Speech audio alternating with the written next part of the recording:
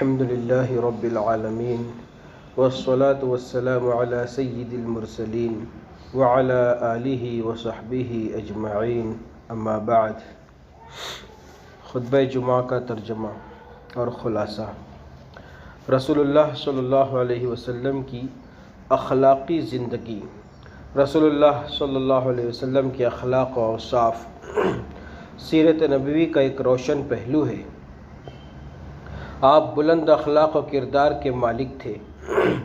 ایک انسان کے اندر جتنی خوبیاں، اچھائیاں ہو سکتی ہے وہ ساری آپ کے اندر کمال کے درجے کی موجود تھیں۔ خود اللہ تعالیٰ نے آپ کے بلند اخلاق و کردار کی گواہی دی ہے۔ اللہ تعالیٰ فرماتے ہیں، یقیناً آپ اخلاق کے اعلیٰ درجے پر ہیں۔ اس دنیا میں آپ کے آنے کا مقصد تھا اخلاقی خوبیوں کو ان کے کمال تک پہنچا دینا۔ آپ صلی اللہ علیہ وسلم نے فرمایا، میں اس لیے بھیجا گیا ہوں تاکہ تمام اخلاقی خوبیوں کو کمال تک پہنچا دوں۔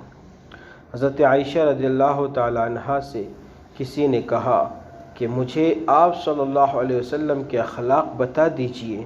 انہوں نے فرمایا، آپ کا اخلاق قرآن تھا، یعنی قرآن میں جو باتیں بیان کی گئی ہیں ان سب پر آپ کا مکمل عمل تھا۔ آج کے خطبے میں اسی عظیم ہستی کے اخلاق کردار سے متعلق کچھ باتیں بیان کی جاتی ہیں۔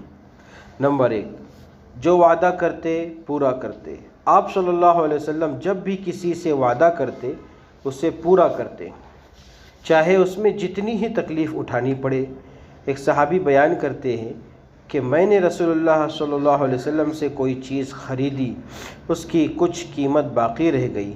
میں نے وعدہ کیا کہ باقی قیمت لے کر اسی جگہ آپ کے پاس آتا ہوں، لیکن میں بھول گیا۔ 3 دن کے بعد مجھے یاد آیا اور میں بقیہ قیمت لے کر آیا تو کیا دیکھتا ہوں کہ آپ صلی اللہ علیہ وسلم اسی جگہ بیٹھے ہوئے ہیں۔ آپ صلی اللہ علیہ وسلم نے فرمایا، اے نوجوان، تم نے مجھے تکلیف میں ڈال دیا، میں 3 دنوں سے یہیں تمہارا انتظار کر رہا ہوں۔ نمبر 2، گھر والوں کے ساتھ اچھا برتاؤ کرنا۔ آپ اپنے گھر والوں کے ساتھ بہت بے تکلف رہتے تھے، سب کی دلجوئی فرماتے، ہر ایک کے ساتھ گھل مل کر رہتے، گھر والوں کے کاموں میں ہاتھ بٹاتے تھے۔ آپ کا معمول تھا کہ ہر روز تمام ازواج مطہرات کے گھروں میں تشریف لے جاتے، ہر ایک کے پاس تھوڑی دیر ٹھہرتے۔ جب ان بیویوں کا گھر آتا جن کے یہاں رات گزارنے کی باری ہوتی تو آپ وہیں قیام فرماتے تھے۔ آپ صلی اللہ علیہ وسلم نے ارشاد فرمایا، تم میں سب سے اچھا اور بھلا آدمی وہ ہے جو اپنی بیویوں کے حق میں اچھا ہو، اور میں اپنی بیویوں کے لیے بہت اچھا ہوں۔ نمبر 3، سچائی اور امانت داری۔ یہ وہ صفت اور خوبی ہے جس کا اعتراف آپ صلی اللہ علیہ وسلم کے دشمن بھی کرتے تھے، یہاں تک کہ وہ لوگ آپ کو صادق اور امین یعنی سچے اور امانت دار کے لقب سے پکارا کرتے تھے۔ جب آپ صلی اللہ علیہ وسلم نے صفا پہاڑی پر چڑھ کر قریش کو پکارا اور وہ جمع ہو گئے تو آپ نے پوچھا کہ بتاؤ، اگر میں تم سے یہ کہوں کہ اس وادی کے پیچھے سے ایک لشکر آ رہا ہے جو تم پر حملہ کرنا چاہتا ہے تو تم یقین کر لو گے؟ وہ بولے، کیوں نہیں، ہم نے آپ کو ہمیشہ سچ بولتے ہی دیکھا ہے۔ حضرت عبداللہ ابن سلام رضی اللہ تعالیٰ عنہ جو ابھی تک مسلمان نہیں ہوئے تھے، آپ کو دیکھتے ہی پکار اٹھے، یہ چہرہ کسی جھوٹے کا نہیں ہو سکتا۔ نمبر 4، اپنی ذات کے لیے کسی سے بدلہ نہ لیتے، سب کو معاف فرما دیتے۔ آپ صلی اللہ علیہ وسلم کے اندر عفو و درگزر کی صفت بہت زیادہ پائی جاتی تھی۔ بے شمار لوگوں نے آپ صلی اللہ علیہ وسلم کو سخت سے سخت تکلیفیں پہنچائیں، مگر کسی سے آپ نے کبھی بدلہ نہیں لیا۔ حضرت عائشہ رضی اللہ تعالیٰ عنہ فرماتی ہیں کہ رسول اللہ صلی اللہ علیہ وسلم نے اپنی ذات کے لیے بدلہ نہ لیا، ہاں جب آپ صلی اللہ علیہ وسلم اللہ تعالیٰ کے احکام کی بے حرمتی دیکھتے تو اللہ کے لیے اس کا انتقام لیتے۔ ایک مرتبہ آپ کہیں جا رہے تھے، راستے میں ایک دیہاتی آپ کے پاس آیا اور آپ کی چادر پکڑ کر اتنی زور سے کھینچا کہ آپ کے مبارک گلے میں چادر کا نشان پڑ گیا۔ پھر اس نے کہا، اے محمد صلی اللہ علیہ وسلم، آپ کے پاس جو اللہ کا مال ہے اس میں سے مجھے بھی دینے کا حکم دیجیے۔ وہ آپ کے ساتھ ایسی گستاخی کے ساتھ پیش آیا مگر آپ نے اس کو کچھ نہیں کہا بلکہ مڑ کر دیکھا اور مسکراتے ہوئے اس کو بخشش دینے کا حکم دے دیا۔ نمبر 5، سخاوت اور دریا دلی۔ آپ سب سے بڑے سخی اور اللہ کی راہ میں مال خرچ کرنے والے تھے۔ حضرت جابر رضی اللہ تعالیٰ عنہ بیان کرتے ہیں کہ کبھی ایسا نہیں ہوا کہ آپ سے کچھ مانگا گیا ہو اور آپ نے نہیں فرما دیا ہو، نہیں کہہ دیا ہو۔ حضرت انس رضی اللہ تعالیٰ عنہ کہتے ہیں کہ ایک شخص رسول اللہ صلی اللہ علیہ وسلم کے پاس آیا اور بکریوں کو مانگا جو 2 پہاڑوں کے درمیان تھیں۔ آپ نے اس کو ساری بکریاں دے دی۔ جب وہ آدمی اپنی قوم میں واپس آیا تو ان سے کہا، اے قوم کے لوگوں، اسلام قبول کر لو، اس لیے کہ محمد صلی اللہ علیہ وسلم اتنی بخشش دیتے ہیں کہ فقر و فاقے سے وہ ذرا بھی نہیں ڈرتے۔ آپ رمضان کے مہینے میں خاص طور پر سخاوت فرماتے تھے۔ حضرت عبداللہ ابن عباس رضی اللہ تعالیٰ عنہما بیان کرتے ہیں کہ آپ صلی اللہ علیہ وسلم سب سے بڑے سخی تھے اور سب سے زیادہ آپ رمضان میں سخاوت کیا کرتے تھے۔ نمبر 6، جانوروں پر بھی رحم و کرم۔ رسول اللہ صلی اللہ علیہ وسلم پوری دنیا کے لیے رحمت بنا کر بھیجے گئے تھے۔ آپ نہ صرف انسانوں پر بلکہ جانوروں پر بھی رحم و کرم کا معاملہ کرتے تھے۔ ایک مرتبہ آپ صلی اللہ علیہ وسلم ایک اونٹ کے پاس سے گزرے جس کا پیٹ بھوک کی وجہ سے اس کی کمر سے لگ گیا تھا، تو آپ نے فرمایا، ان بے زبان جانوروں کے بارے میں اللہ سے ڈرو، ان کو اس طرح بھوکا نہ مارو، ان پر سواری کرو تو اچھی حالت میں اور ان کو کھاؤ تو اچھی حالت میں۔ ایک مرتبہ آپ سفر میں تھے، کسی صحابی نے ایک چڑیا کے 2 بچے پکڑ کر لائے۔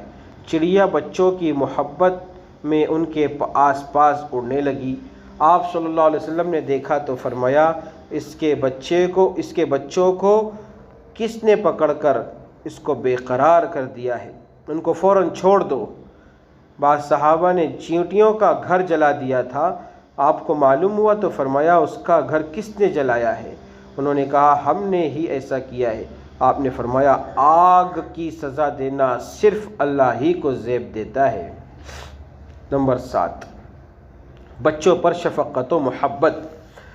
آپ صلی اللہ علیہ وسلم بچوں پر نہایت شفقت فرماتے۔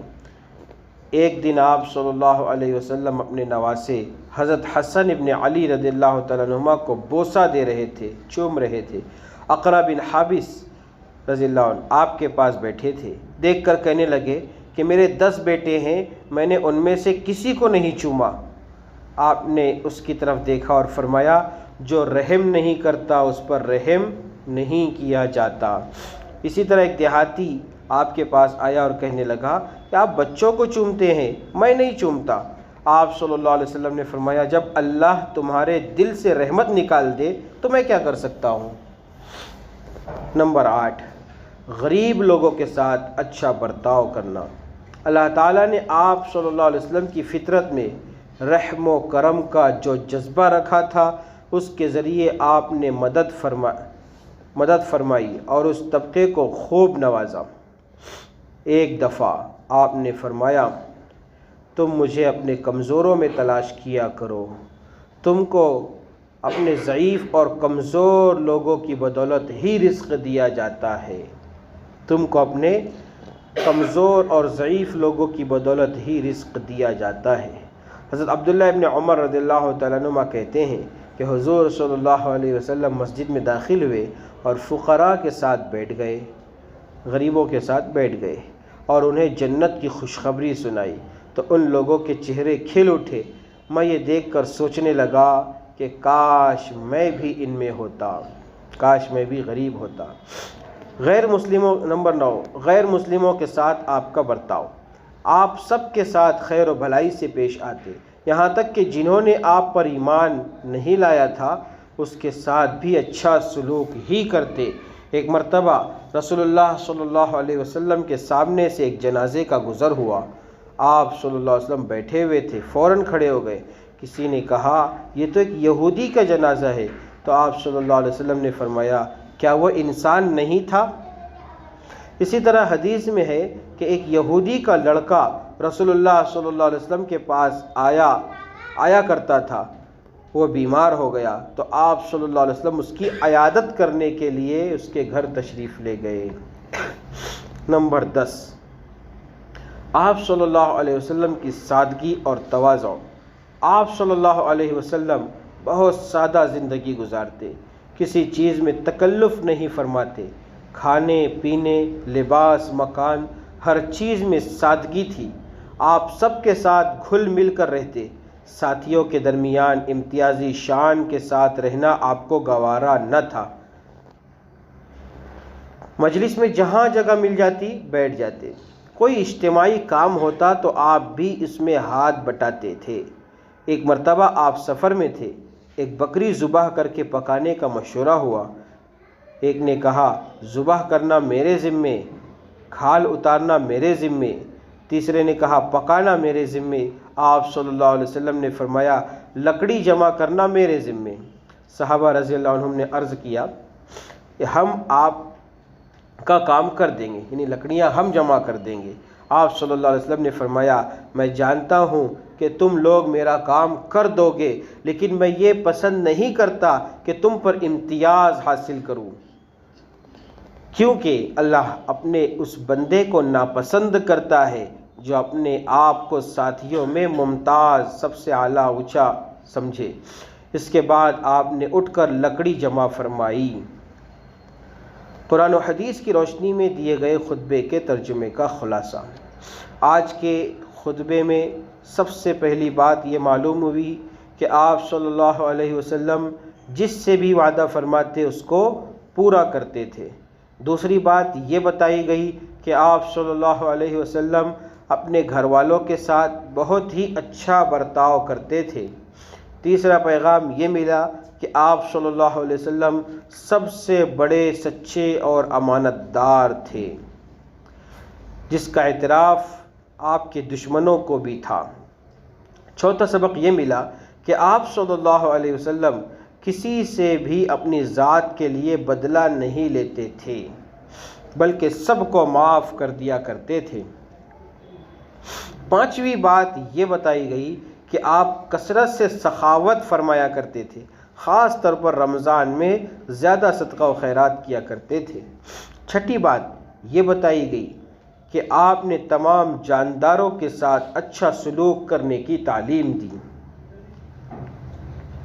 ساتواں پیغام یہ دیا گیا کہ آپ بچوں پر نہایت شفیق اور مہربان تھے۔ آٹھواں سبق یہ دیا گیا کہ آپ غریب لوگوں سے محبت رکھتے تھے اور ان کے ساتھ اٹھتے بیٹھتے تھے۔ نویں بات یہ معلوم ہوئی کہ آپ نے غیر مسلموں کے ساتھ بھی اچھا سلوک کرنے کا حکم دیا ہے۔ 10واں اہم سبق یہ ملا کہ آپ بہت ہی سادہ زندگی گزارتے اور سب کے ساتھ گھل مل کر رہتے تھے۔ لہٰذا آج کے اس خطبے میں آپ صلی اللہ علیہ وسلم سے متعلق جو باتیں قرآن و حدیث کی روشنی میں بیان کی گئی ہیں، ہم ان کو اپنے سامنے رکھیں اور ان پر خود بھی عمل کرنے کی کوشش کریں۔ اللہ تعالی ہم سب کو ان باتوں پر عمل کرنے کی توفیق عطا فرمائے اور ہماری خدمات کو قبول فرمائے۔ آمین۔ سنت ادا کریں۔